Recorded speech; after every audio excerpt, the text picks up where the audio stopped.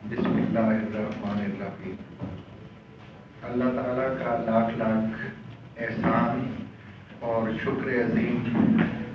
کہ اس نے ہمیں اللہ کے پاک نام سے اس تقریب کے آغاز کرنے کی توفیق عطا فرمائی۔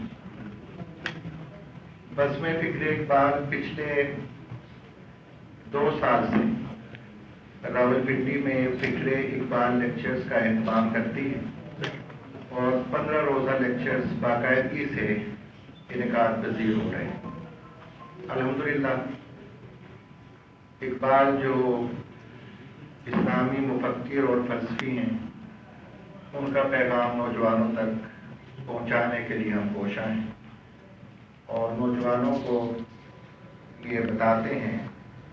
کہ قوم مذہب سے ہے، مذہب جو نہیں تم بھی نہیں، کہ محمد سے وفا تو نے تو ہم تیرے، یہ جہاں چیز ہے کیا لوح و قلم تیرے، دامنے دی ہاتھ سے چھوٹا تو جمعیت کہاں، اور جمعیت ہوئی رخصت تو ملت کی گئی، اور سجدہ شبیری اور ضرب ید اللہی جو اسلام کے دامن میں ہیں، ان کی بازیافت کے لیے نوجوانوں کو فکر اقبال سے آگاہی دی جاتی ہے اور نوجوانوں کی تربیت کے لیے یہ ضروری ہے کہ اقبال نے جو قرآن کا، سنت کا، سیرت کا پیغام خوبصورت انداز میں اپنی فکر میں قوم تک پہنچایا ہے، اپنے اس راہبر و رہنما کی یہ خوبصورت باتیں خوبصورت انداز میں نوجوانوں کو بتائی جائیں۔ قوم کے دامن میں اس سے بڑا کوئی اثاثہ نہیں ہوتا کہ اقبال جیسے رہنما اس کے دامن میں ہیرو کی طرح چمک رہے ہوں۔ عزیز احمد نے اپنی کتاب کے آغاز میں یہ جملہ لکھا ہے کہ اقبال ایک ایسے گہرے سمندر کی مانند ہے کہ جو ہیرو جواہرات سے بھرا ہوا ہے، اس کی جتنی گہرائی میں اترتے جائیں گے اتنے ہیرے اور جواہرات سے آپ اپنا دامن بھر لیں گے، لیکن بات یہ ہے کہ اترنا پڑتا ہے اس کے لیے گہرے سمندر میں، لبے ساحل کسی کے ہاتھ گوہر ہی نہیں آیا۔ آج اسی سمندر میں غوطہ زنی کرنے کے لیے ہم نے ماہر غوطہ خور کہہ لیں، غوطہ زن کہہ لیں، انہیں یہاں پہ دعوت دی ہے جو اقبال کی فکر میں سائنسی شعور سے ہمیں آگاہ کریں گے۔ میں چونکہ اقبال کا ایک ادنا سا طالب علم ہوں اور طلباء میرا اساتذہ ہیں، طالب علمانہ انداز میں انہیں پڑھاتا ہوں اور آج بھی یہاں پہ بہت سے طلباء میری درخواست پر حاضر ہیں، موجود ہیں، ان کی تھوڑی سی تربیت کرنا مقصود ہے، نوٹ بھی کرتے ہیں محبت سے وہ میری باتوں کو۔ تو اقبال کی کتاب ہے پیام مشرق، آئنسٹائن کے نام سے اس میں ایک نظم ہے، میری درخواست ہے کہ یہ ضرور پڑھیے گا۔ انشاءاللہ اقبال کی فکر میں سائنسی شعور سے ہم اچھی طرح آگاہ ہوں گے اور ہمیں اقبال کی فکر میں سائنسی شعور کا شعور آئے گا۔ ایک چھوٹا سا واقعہ میں تمہیداً عرض کر کے، چونکہ آج میں مہمان ہوں لیکن مہمان نے بھی کچھ میزبان ہوں اور میزبان نے بھی کچھ مہمانوں کے سامنے پیش کرنا ہوتا ہے، تو ایک چھوٹا سا واقعہ آپ کے سامنے رکھتا ہوں کہ زندہ روح جو کتاب ہے، چونکہ تحقیق کا طالب علم ہوں میں، روایت اور درایت کے حساب سے وہ دوسرے درجے پر آتی ہے، روزگار فقیر جو ہے یہ پہلے درجے پر آتی ہے، اس کے بہت سے حوالے زندہ روح میں دیے گئے ہیں۔ تو پہلے نمبر پر روزگار فقیر آتی، اس میں بے شمار واقعات موجود ہیں، جن میں سے ایک واقعہ یہ بھی ہے کہ ایک صاحب نے یہ بیان دیا کہ جب گول میز کانفرنس کے حوالے سے اقبال انگلینڈ میں تھے، وہاں ایک نوجوان ان کی خدمت میں آئے کہ میرے والد صاحب نے مجھے کہا کہ سائنس میں نے اپنی تعلیم مکمل کر لی ہے، اقبال سے ملیں اور ان سے مشورہ کریں کہ کیا کیا جائے اب آگے۔ تو اقبال نے یہ کہا کہ میں تو تم جیسے کسی نوجوان کا انتظار کر رہا تھا، استنبول یونیورسٹی کے لائبریرین کا میرے پاس خط ہے کہ اس کے پاس ایٹمی توانائی کے کچھ راز ہیں جو جرمن والے اس سے لینے کے لیے دباؤ ڈال رہے ہیں، تم فوری طور پہ میرا خط لے کر وہاں چلے جاؤ اور اپنے 5 سال اس مشن کے لیے وقف کر دو، اگر مجھے اس مشن کے لیے گھر گھر مانگنے کے لیے بھی جانا پڑا تو میں جاؤں گا۔ لیکن اس نوجوان نے کہا کہ میرے والد نے اتنا خرچہ کر کے مجھے قوم کی خدمت کرنے کے لیے یہاں نہیں بھیجا تھا، تو آج تک وہ بات جو ہے وہ آئی گئی ہو گئی، اس بات کو اس کا خاصا افسوس رہا۔ ایک اور واقعہ بھی اس مستند کتاب میں جو اقبالیاتی تحقیق میں مستند حوالہ ہے، اس میں یہ واقعہ بھی آتا ہے کہ لاہور میں ایک صاحب اقبال سے ملنے کے لیے تشریف لے گئے تو پوچھا کہ آپ کیا پڑھتے ہیں؟ انہوں نے کہا کہ میں فزکس اور کیمسٹری پڑھتا ہوں، اور ساتھ ہی بتایا کہ پروفیسر کامپٹن یہاں پر آ رہے ہیں لیکچر دینے کے لیے، جو نوبل انعام یافتہ ہیں وہ کل لیکچر دیں گے۔ تو اقبال وہاں پر پہنچ گئے اور اس سے پہلے ان صاحب کو انہوں نے بتایا کہ آئنسٹائن کا نظریہ اضافیت میں نے سمجھنے کے لیے ریاضی کا مطالعہ بھی کیا ہے، اور ڈاکٹر رضی الدین صدیقی جو ہیں، جو سندھ یونیورسٹی کے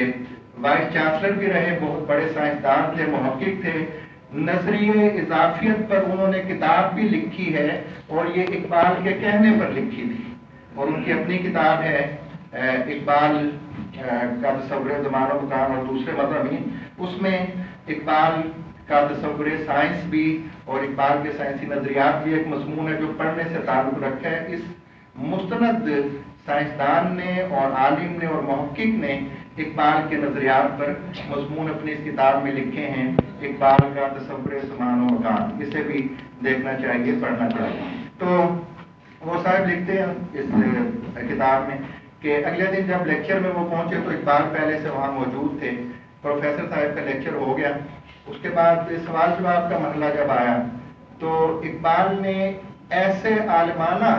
سوالات کیے، خاص طور پر نظریہ اضافیت کے حوالے سے،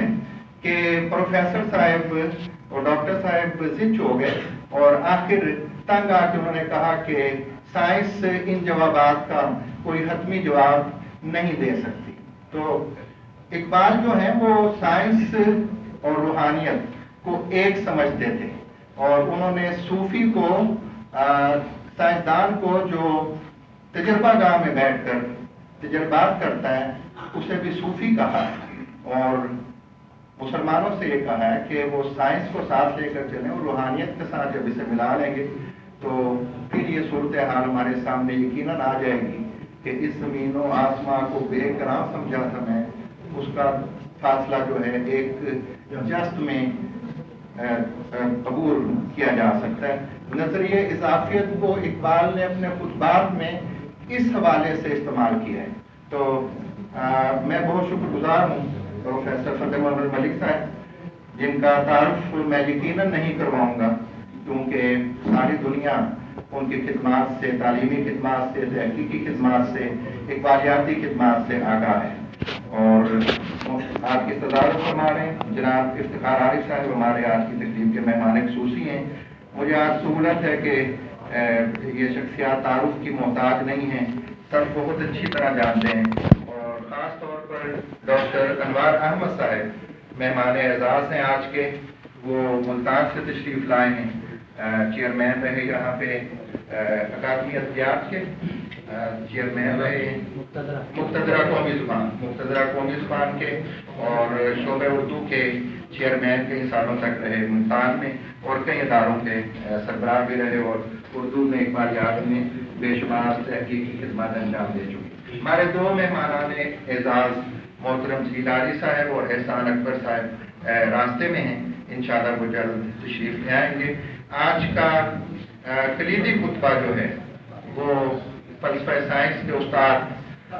محترم پروفیسر ادریس آزاد صاحب عطا فرمائیں گے۔ ان سے درخواست ہے کہ تشریف لائیں پروفیسر ادریس آباد۔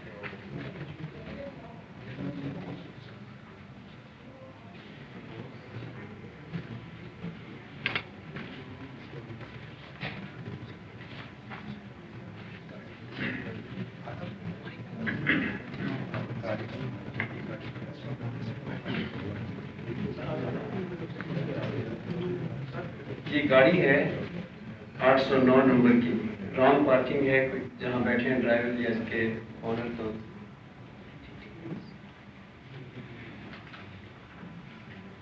اعوذ باللہ من الشیطان الرجیم، بسم اللہ الرحمن الرحیم۔ میری گفتگو کا عنوان ہے اقبال کے مطالعہ سائنس کا ترتیبی جائزہ، اور میں صرف 3 ایسی میجر سائنسی تھیریز کا ذکر کروں گا اقبال کے حوالے سے، جنہوں نے بریک تھروز کیے، جن میں اضافیت، نظریہ اضافیت، کوانٹم فزکس اور نظریہ ارتقاء۔ اقبال کے ہاں سائنس کا ہر شعبہ ہے، لیکن میں نے ان 3 کو اس لیے چنا ہے کہ یہ خاص ایسی تھیریز ہیں جو ان کامن سینس کی اس میں باتیں ہیں، جس سے معلوم ہوتا ہے کہ کوئی بندہ کسی پیچیدہ فلسفیانہ نقطے کو سمجھ رہا ہے یا نہیں۔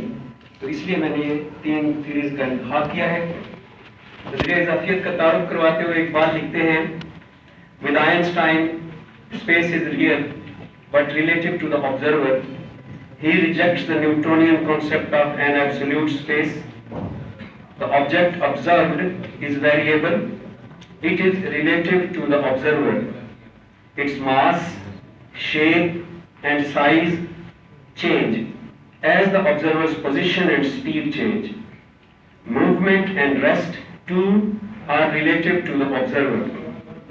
There is, therefore, no such thing as a self-subsistent materiality of classical physics.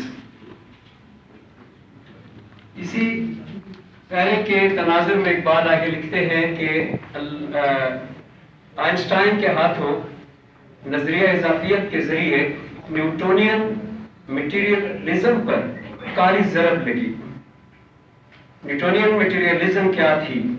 Classical mechanics, جس کے ذریعے انڈسٹریاں لگیں، مشینیں بنی، اسٹیم انجن بنا، جہاز چلے، ملیں لگی، وہ ساری سائنس جو ماڈرن سائنس کہلاتی ہے، اس سے وہ جو ساری سائنس جو ماڈرن عہد کہلاتی ہے، اس دور کی سائنس وہ ہے کلاسیکل میکینکس۔ تو کلاسیکل میکینکس پر ریلیٹیوٹی کے ذریعے بقول اقبال کاری ضرب پڑی۔ اس بات کا مطلب یہ ہے کہ مادیت جو تھی وہ اس فلسفی میں سے نکل رہی تھی جو کلاسیکل میکینکس کی فلسفی تھی، جس میں ریلیٹیو نہیں تھی چیزیں، ساری چیزیں ایبسلیوٹ تھیں۔ ایک کائنات میں ایک ایسی گھڑی لگی ہوئی تھی جو پوری یونیورس کی ایک گھڑی تھی، ٹائم سب کے لیے ایک تھا، اسپیس سب کے لیے ایک تھی۔ نیوٹن کہا کرتا تھا کہ اگر سارے ستارے سیارے اچانک غائب ہو جائیں تو تب بھی یہ جو وائڈ ہے، یہ جو خلا ہے، یہ یوں ہی کھڑا رہے گا، ایسے خالی۔ نیوٹن کے زمانے میں ہی ایک فلاسفر لائبنز نے نیوٹن کے ساتھ مناظرے کیے، بحثیں کی کہ ایسا نہیں ہے، مکان کا انحصار مادے پر ہے، مادہ جہاں تک دور چلا گیا ہے وہاں تک مکان پھیل گیا ہے، اگر مادہ واپس آ جائے تو مکان اس کے ساتھ ہی واپس لوٹ آئے گا، جیسے غبارہ پھولتا یا بند ہوتا ہے۔ تو لائبنز کے اور نیوٹن کے جو مباحث تھے اس وقت اس میں نیوٹن جیت گیا۔ مشہور ایکسپیریمنٹ ہے جو اس نے پیش کیا تھا، بکٹ ایکسپیریمنٹ، میرے پاس وقت نہیں کہ میں اس کو یہاں بیان کروں۔ تو نیوٹن کا مکان جو ایبسولوٹ مکان تھا وہ اس فلسفی کی جان ہے، اور نیوٹن کا زمانہ جو مطلق یعنی ایبسولوٹ زمانہ تھا وہ اس سائنس کی جان ہے جسے کلاسیکل میکینکس کہتے ہیں۔ آئنسٹائن کی ریلیٹیوٹی سے وہ کیسے ٹوٹ گیا، اس پر کیسے کاری ضرب لگی کہ مادیت کی جو فضا چھائی ہوئی تھی اس وقت اس ایبسولوٹزم کی وجہ سے کہ کائنات ازلی ہے، ہمیشہ سے ہے اور ہمیشہ رہے گی، وہ ختم ہو گئی۔ کائنات ازلی نہیں ہے، ریلیٹیوٹی کی وجہ سے پتہ چلا کہ بگ بینگ ہوا تھا، کائنات اس سے شروع ہوئی ہے، یہ ختم ہو جائے گی، یہ چھوٹا سا پیریڈ ہے جس کے لیے بنی ہے، پھر نہیں ہوگی۔ ہر چیز جو ہے وہ ریلیٹو ہے دوسری سے، کوئی چیز بھی ایبسولوٹ نہیں ہے، کوئی بھی کائنات میں ایک ذرہ بھی ایبسولوٹ کہیں پہ نہیں ہے، ہر چیز دوسری کے ساتھ ریلیٹو ہے۔ یہ نتیجہ نکلا۔ اس نتیجے کی وجہ سے اقبال نے یہ الفاظ استعمال کیے جن کی ضرورت پیش آئی یہاں آج پڑھنے کی مجھے، کہ اقبال کے الفاظ میں آئنسٹائن کے ہاتھوں نیوٹن کی مادیت پر کاری ضرب لگی۔ اس کے بعد آئنسٹائن کے ہاتھوں صرف اس مادیت پر اس لیے ہی کاری ضرب نہیں لگی کہ کائنات کا بڑا سا فلسفیانہ مسئلہ حل ہوا، بلکہ اس لیے بھی کاری ضرب لگی کہ جو ماس ہے، اس موبائل میں ماس ہے،